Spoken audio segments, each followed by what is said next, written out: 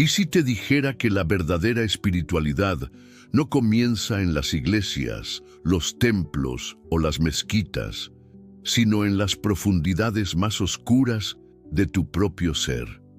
Permíteme contarte algo que le sucedió a Jung durante su infancia. Siendo un niño de apenas 11 años, mientras caminaba hacia la escuela, fue golpeado por una visión tan perturbadora como reveladora. De repente, vio la majestuosa catedral de Basilea bañada por la luz del sol, y desde lo alto, Dios sentado en un trono dorado, dejaba caer un gigantesco excremento que destrozaba el techo del edificio sagrado. Jung quedó paralizado, aterrorizado por esta visión blasfema que surgía de su propia mente. Durante días luchó contra este pensamiento impío, incapaz de compartirlo con nadie, hasta que finalmente comprendió. No era una blasfemia, sino el primer encuentro con lo divino que habita más allá de nuestras conceptualizaciones infantiles. Esta experiencia marcó el inicio de su viaje interior, un viaje que todos estamos invitados a emprender. Lo que estás a punto de descubrir no se enseña en universidades, pero vive en ti desde que naciste. La modernidad científica ha construido un mundo donde lo invisible no existe, donde lo que no puede medirse carece de valor. Sin embargo, Jung, ese psiquiatra rebelde que se atrevió a desafiar a su mentor Freud, descubrió que detrás de nuestra conciencia habitual se esconde un vasto océano de significado, símbolos y arquetipos universales que conectan a toda la humanidad a través del tiempo y el espacio. Un conocimiento ancestral que ha sido sistemáticamente silenciado por el racionalismo extremo que hoy domina nuestra sociedad. Jung no hablaba de Dios como una figura externa. Hablaba de un arquetipo sagrado que habita tu inconsciente. Y aquí reside la verdad revolucionaria que el mundo actual teme reconocer. El verdadero encuentro con lo divino no ocurre simplemente al seguir dogmas religiosos o al repetir rituales vacíos, sino cuando nos atrevemos a confrontar la sombra que habita en nosotros. Esa parte negada, reprimida, esos aspectos que no queremos ver de nosotros mismos. Jung lo expresó con claridad cuando escribió: uno no llega a la iluminación imaginando figuras de luz, sino haciendo consciente la oscuridad. Piensa por un momento en María, una de mis pacientes. Exitosa empresaria, siempre perfecta en su apariencia, siempre correcta en su comportamiento. Devota religiosa que asistía a misa cada domingo.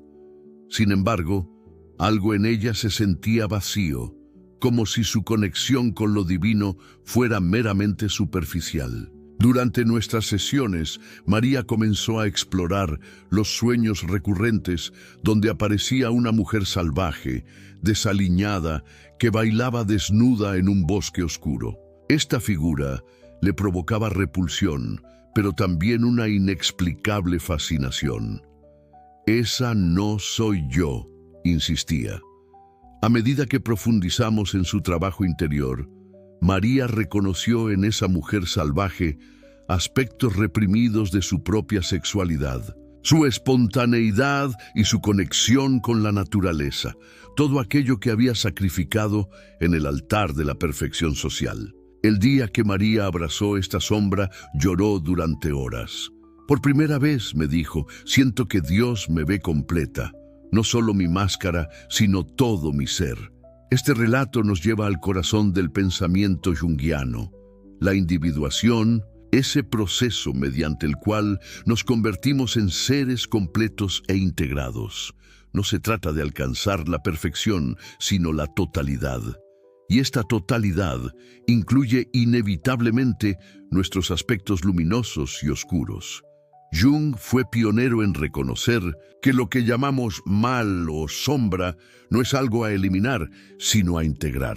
El verdadero encuentro con Dios comienza precisamente cuando dejamos de proyectar nuestra sombra hacia el exterior y la reconocemos como parte de nosotros mismos. En el mundo moderno, dominado por las redes sociales y la cultura de la imagen, vivimos bajo la tiranía de una autenticidad falsa. Mostramos versiones editadas de nosotros mismos, ocultando cualquier imperfección. Jung advirtió sobre este peligro casi un siglo antes de Instagram. La persona es lo que uno no es, sino lo que uno y los demás piensan que es. Esta máscara social que todos llevamos no es inherentemente negativa. Nos ayuda a navegar el mundo social. Sin embargo, cuando confundimos la máscara con nuestro ser auténtico, comenzamos a vivir una vida prestada, alejada de nuestra verdad interior y, por tanto, alejada también de cualquier experiencia genuina de lo divino. Recuerdo a Carlos, un sacerdote que vino a mi consulta en una profunda crisis vocacional. Durante años había servido fielmente, predicando sobre un Dios de amor, mientras en su interior crecía un vacío inexplicable.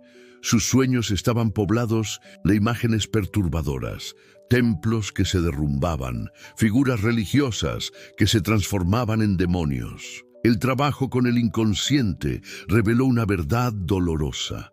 Carlos había elegido el sacerdocio no por vocación auténtica, sino para complacer a su madre devota y para huir de sus propios deseos e impulsos que consideraba pecaminosos.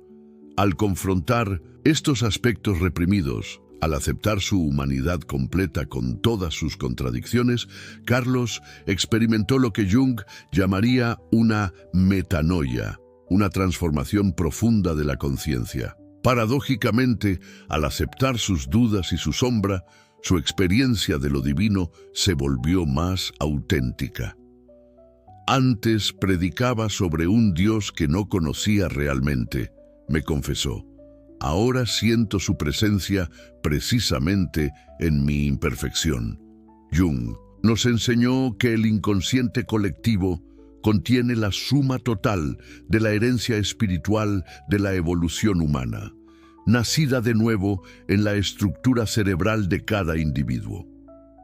Cuando entramos en contacto con este nivel profundo de la psique, nos conectamos con una sabiduría ancestral, con símbolos y arquetipos que han guiado a la humanidad durante milenios. El símbolo del sí mismo, Selbst, que Jung identificó como el arquetipo central del orden, la totalidad y la unificación, representa precisamente esa coincidencia entre lo humano y lo divino, ese punto donde lo individual se encuentra con lo universal.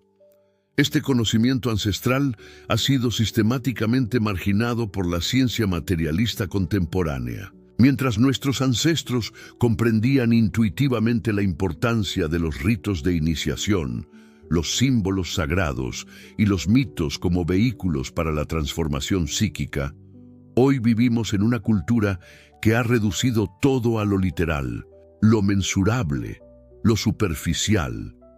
Jung advirtió sobre las consecuencias de esta pérdida. El hombre moderno no entiende hasta qué punto su racionalismo lo ha puesto a merced del inframundo psíquico. Se ha liberado de la superstición o eso cree, pero mientras tanto ha perdido sus valores espirituales en un grado positivamente peligroso. Su tradición moral y espiritual se ha desintegrado y ahora está pagando el precio de esta ruptura en la desorientación y disociación mundiales. Esta desconexión con lo simbólico, con lo arquetípico, está en la raíz de muchas de las crisis contemporáneas.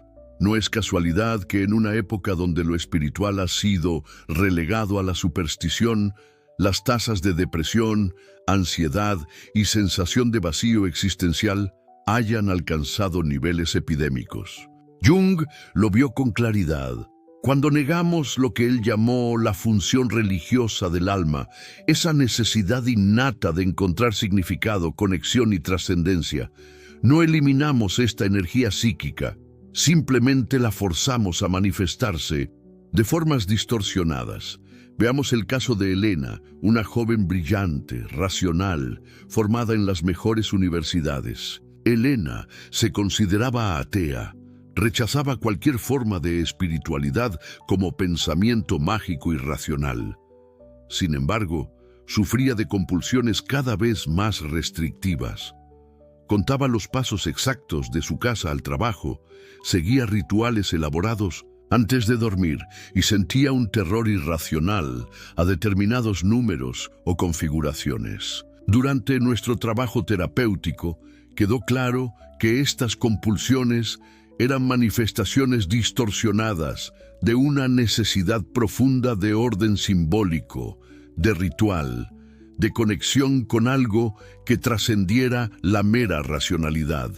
A medida que Elena aprendió a honrar esta dimensión simbólica de la vida, a través del trabajo con sus sueños y con el arte expresivo, sus síntomas comenzaron a disminuir. No necesitó adoptar una religión formal, pero sí reconocer lo que Jung llamaría la realidad del alma, esa dimensión psíquica que va más allá de lo meramente racional.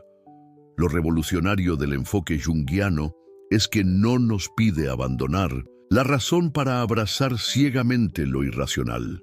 Por el contrario, nos invita a una racionalidad más amplia que incluya y respete las dimensiones simbólicas, intuitivas y luminosas de la experiencia humana.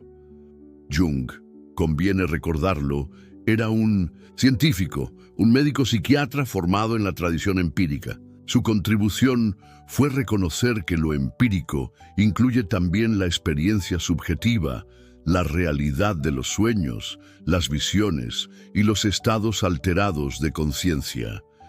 He tratado muchos cientos de pacientes, escribió, de los cuales los mayores de 35 años, apenas si había uno cuyo problema fundamental no fuera el de encontrar una visión religiosa de la vida. Este es quizás el conocimiento más prohibido en nuestra cultura cientificista, que la experiencia de lo luminoso, de lo sagrado, no es una reliquia supersticiosa del pasado, sino una necesidad psíquica fundamental para la salud y la integridad humanas. Jung lo expresó sin ambajes. Entre todos mis pacientes en la segunda mitad de la vida, es decir, mayores de 35 años, no hay uno solo cuyo problema fundamental no sea el de encontrar una perspectiva religiosa de la vida. Podemos decir sin lugar a dudas que todos ellos enfermaron porque habían perdido lo que las religiones vivas de todos los tiempos han dado a sus seguidores, y ninguno se ha curado realmente sin recuperar su perspectiva religiosa. La sincronicidad, ese concepto acuñado por Jung para describir coincidencias significativas que no pueden explicarse por la causalidad convencional, abre una ventana a esta realidad más amplia. Cuando experimentamos estos momentos en que los acontecimientos externos parecen reflejar misteriosamente nuestros estados internos, vislumbramos un universo más interconectado, más significativo de lo que nuestra conciencia ordinaria percibe. Estos momentos pueden convertirse en portales hacia experiencias genuinas de lo divino, no como una entidad externa que controla nuestro destino, sino como un principio de interconexión y significado que impregna toda la existencia. Recuerdo vívidamente el caso de Roberto, un físico respetado que acudió a terapia tras la muerte de su hija en un accidente. Su riguroso entrenamiento científico no le proporcionaba herramientas para procesar tal pérdida. Durante nuestras sesiones, Roberto comenzó a experimentar sincronicidades asombrosas relacionadas con su hija. Canciones que ella amaba sonando inexplicablemente. Mariposas, un símbolo que ella adoraba, apareciendo en los momentos más inesperados. Inicialmente, su mente racional luchaba contra estas experiencias, desestimándolas como coincidencias sin sentido o proyecciones de su dolor. Sin embargo, a medida que se permitió honrar estas experiencias sin necesidad de explicarlas racionalmente, algo en él comenzó a sanar. No sé si existe un más allá como lo describen las religiones, me dijo en nuestra última sesión, pero he experimentado que existe una trama de significado que conecta todas las cosas y de alguna manera mi hija sigue siendo parte de esa trama. Jung nos mostró que el camino hacia lo divino no pasa por adherirse ciegamente a dogmas externos, sino por el descenso a nuestras propias profundidades psíquicas. La famosa inscripción en el frontispicio de su casa en Küsnacht lo resume perfectamente. Vocatus ad que non vocatus, Deus aderit. Invocado o no invocado, Dios estará presente. Esta presencia divina, sugiere Jung, no es algo a lo que debamos convertirnos, sino algo que ya está presente en nosotros, esperando ser reconocido a través del difícil pero transformador proceso de individuación. Este proceso no es un camino y fácil. La confrontación con la sombra, ese repositorio de todo lo que negamos y reprimimos, puede ser aterradora. Jung lo sabía por experiencia propia. Durante su confrontación con el inconsciente, ese periodo tras su ruptura con Freud, en que se sumergió voluntariamente en las profundidades de su psique, experimentó visiones tan perturbadoras que llegó a temer por su cordura. Sin embargo, fue precisamente a través de esta noche oscura del alma que emergió con los fundamentos de su psicología analítica. Aquí reside una verdad que nuestra cultura de la comodidad y la gratificación inmediata se resiste a aceptar: que el crecimiento psíquico y espiritual genuino implica necesariamente un descenso, un enfrentamiento con nuestros aspectos más oscuros. Como dijo Jung, no hay nacimiento de la conciencia sin dolor. O en términos más directos, el encuentro conmigo mismo es una de las experiencias más desagradables. Pablo, un ejecutivo de alto nivel que acudió a terapia por problemas de ira incontrolable, descubrió esta verdad de primera mano. Sus arrebatos estaban destrozando su matrimonio y amenazaban su carrera. Durante nuestro trabajo, Pablo comenzó a soñar repetidamente con un toro negro, furioso, que lo perseguía incansablemente. Inicialmente, su respuesta consciente era de terror y rechazo hacia esta bestia salvaje. Sin embargo, a medida que trabajamos con estos sueños, Pablo reconoció en el toro aspectos de su propia naturaleza vital, su pasión, su poder, su asertividad natural, que había sido reprimida en una infancia dominada por un padre autoritario. El momento crucial llegó cuando, en un sueño, Pablo dejó de huir y se giró para enfrentar al toro. En ese momento, el animal se transformó en una figura luminosa que le ofreció un regalo. Al despertar, Pablo lloró por primera vez desde su infancia. Siempre pensé que ser espiritual significaba ser manso, controlar mis impulsos, ser bueno, me dijo. Ahora entiendo que mi espiritualidad incluye también mi fuerza, incluso mi ira cuando está al servicio de la verdad. Este relato ilustra perfectamente lo que Jung llamó la sombra dorada. Ese reconocimiento de que en nuestra sombra no solo habitan nuestros aspectos negativos, sino también potencialidades positivas que han sido reprimidas por no ajustarse a las expectativas culturales o familiares. Nuestra vitalidad, nuestra creatividad, nuestra sexualidad, nuestra autonomía, aspectos que muchas tradiciones religiosas dogmáticas han etiquetado como pecaminosos o peligrosos, cuando en realidad son fuentes esenciales de vida y autenticidad. Jung nos mostró que los opuestos aparentes, luz y oscuridad, masculino y femenino, espíritu y materia, no deben ser vistos como enemigos irreconciliables, sino como polaridades complementarias cuya tensión creativa genera vida y conciencia. Esta comprensión tiene implicaciones revolucionarias para nuestra concepción de lo divino.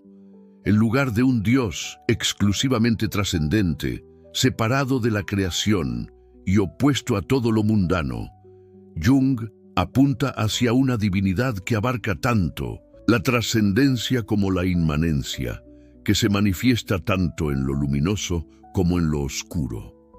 Este Dios integral, que incluye y trasciende los opuestos, se refleja en el concepto junguiano de sí mismo, ese arquetipo central de la totalidad psíquica, que emerge a través del proceso de individuación, diferencia del ego, que se identifica con ciertos aspectos de la personalidad mientras rechaza otros. El sí mismo representa la totalidad de la psique, incluyendo tanto lo consciente como lo inconsciente. Cuando experimentamos el sí mismo, lo percibimos con las mismas cualidades que las tradiciones religiosas atribuyen a lo divino: totalidad, integridad, una sensación de significado profundo y propósito trascendente. Ana, una artista de mediana edad, experimentó esta realidad de manera intensa durante un taller de arte terapéutico. Mientras trabajaba en un mandala, una forma circular que Jung identificó como símbolo universal del sí mismo, Ana entró en un estado alterado de conciencia. De repente, me relató después, mis manos parecían moverse por sí solas.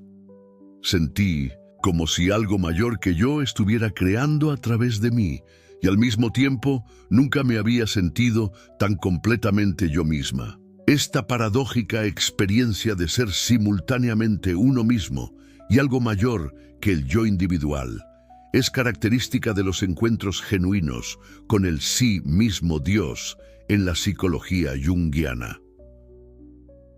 Jung fue claro al señalar que este encuentro con el sí mismo no es algo que podamos forzar o controlar a través de la voluntad consciente. Por el contrario, requiere una actitud de apertura, de receptividad, incluso de rendición ante algo que nos trasciende.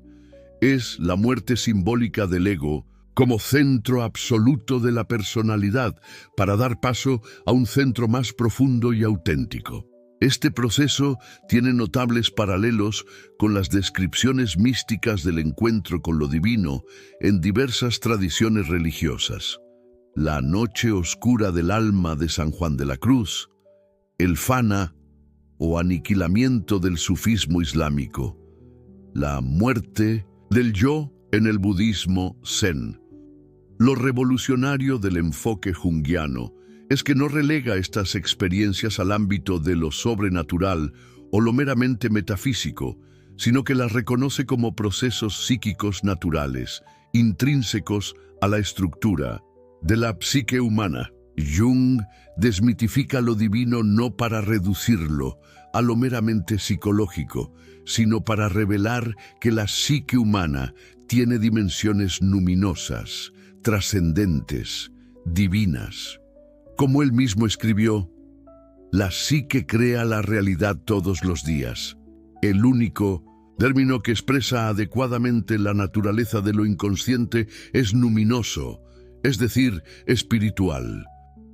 Es precisamente esta reconexión con las dimensiones luminosas de la psique lo que nuestra cultura materialista y desencantada más necesita. Vivimos en una época de crisis ecológica, polarización social, alienación y pérdida de sentido. Jung advirtió proféticamente sobre los peligros de una civilización que ha perdido contacto con sus raíces espirituales. Estamos profundamente agradecidos a la ciencia por sus innumerables descubrimientos que benefician enormemente a la humanidad. Pero no podemos dejar de darnos cuenta de que su espíritu material, en el que se basa y se justifica a sí misma, viene siendo un factor importante en la desintegración espiritual de nuestro tiempo. La reconciliación entre ciencia y espiritualidad, entre razón e intuición, entre técnica y sabiduría que Jung propuso, se vuelve cada día más urgente. No se trata de regresar a un pasado idealizado ni de rechazar los avances genuinos de la modernidad, sino de avanzar hacia una conciencia más integral, que honre tanto los descubrimientos objetivos de la ciencia como las verdades subjetivas del alma. Como Jung lo expresó, la ciencia moderna ha eliminado la proyección de la imagen de Dios sobre la materia, pero el hombre aún no ha aprendido que el Dios que proyecta es un factor psicológico de primera importancia que no puede ser simplemente descartado con un encogimiento de hombros. Esta afirmación no reduce a Dios a un mero producto psicológico, sino que reconoce que nuestra experiencia de lo divino está inevitablemente mediada por la psique, y que ignorar esta dimensión psíquica es amputar una parte esencial de nuestra humanidad. El verdadero encuentro con Dios, en la perspectiva junguiana, no es por tanto una experiencia sobrenatural ajena a nuestra constitución psíquica, sino el descubrimiento de esa dimensión luminosa que ya habita en nosotros, esperando ser reconocida. Es el encuentro con esa voz interior que no es producto de nuestros deseos egoicos, sino expresión de una sabiduría más profunda que Jung llamó el inconsciente objetivo.